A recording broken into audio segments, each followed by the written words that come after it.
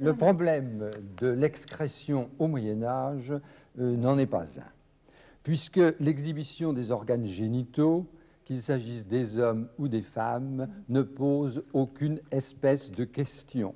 Vous savez bien que les sous-vêtements pour les femmes n'existent pas et que le verbe trousser a à cette époque tout son sens délicieux. Et pour les hommes, eh bien, mon Dieu, il y a des culottes, il y a des hauts de choses qui montrent manifestement qu'ils sont assez bien pourvus. Pour certains regards, on ne cache rien. Alors que notre pantalon actuel, naturellement, est beaucoup plus décent. Donc, on se libère quand on veut, où on veut, et d'abord chez soi contre la muraille, ça, ce n'est pas un problème.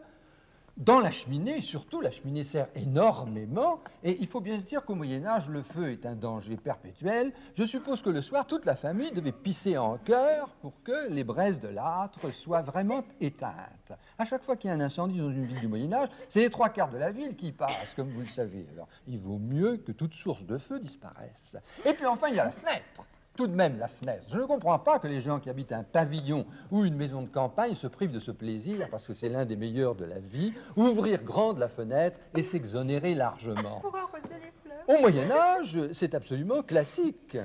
Et les passants, bien entendu, reçoivent ce que vous pensez, et ils crient, ils protestent, ils vont commencer à protester très fort quand la France va se doter d'un service de police à partir de Louis XIV, lieutenant de police 1660, qu'il va y avoir des inspecteurs qui vont faire des rondes, des commissaires qui vont entrer dans les maisons. Alors là, le tribunal de simple police va fonctionner, parce qu'il y a des gens qui ne sont pas très contents de recevoir ce que vous pensez.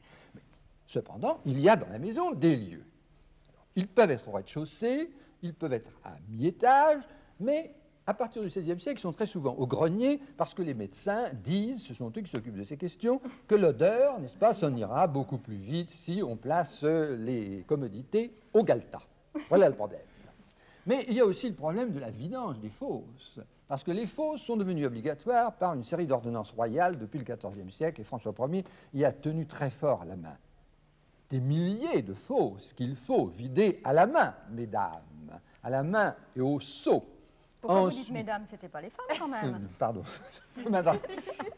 C'était les vidangeurs, j'espère que ça a toujours été les messieurs. Là. Des hommes, oui. C'est un métier bien, réservé aux hommes parce que c'est un métier très dangereux, étant donné les gaz méphitiques qui se dégagent dès qu'on ouvre la fosse et qui peuvent causer la mort des compagnons gadoirs qui accompagnent leur patron qu'on appelle maître Fifi.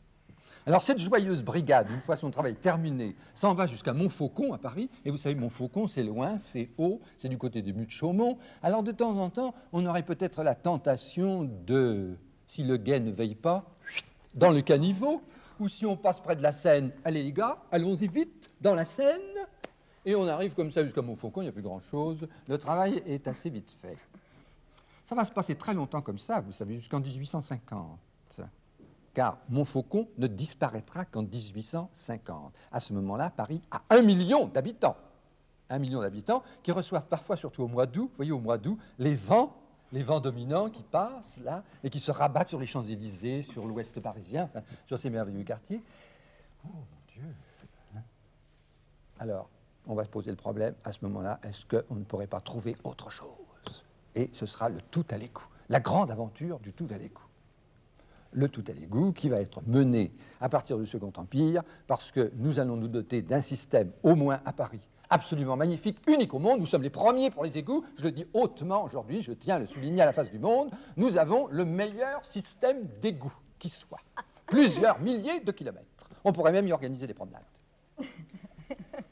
Ce tout à l'égout va d'abord faciliter la disparition des eaux pluviales et des eaux ménagères, mais certains ingénieurs vont évidemment pousser leur raisonnement jusqu'au bout. Pourquoi ne pas brancher chaque immeuble sur le tout à l'égout? Ainsi la fosse disparaîtra et on éloignera de la ville tous ces miasmes putrides et dangereux, parce qu'à partir de Pasteur, on sait que cette fois, nous avons les petits microbes qui sont chez nous. Est-ce que nous allons les garder dans nos fosses, ces petits microbes? Nous avons là une bombe qui peut attaquer nos chers petits, leur apporter la peste, la variole, la typhoïde, que sais-je encore. Alors éloignons cela vite, par le tout à l'égout, on va s'en aller à Achères, on va s'en aller dans la Seine, vers les champs d'épandage.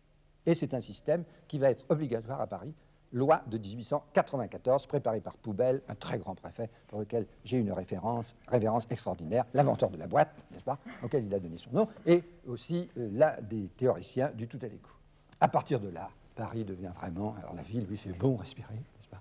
La ville vraiment lumière, parce que nous avons l'éclairage d'abord au gaz, ensuite l'électricité, et puis ma foi, un courant d'eau. Hein. Vous ne regardez pas les caniveaux quand vous passez dans la rue Paris? Moi, je les regarde et franchement, j'en tire une grande satisfaction, je respire. Parce que quand je viens des hauteurs de Belleville, c'est un spectacle pour moi.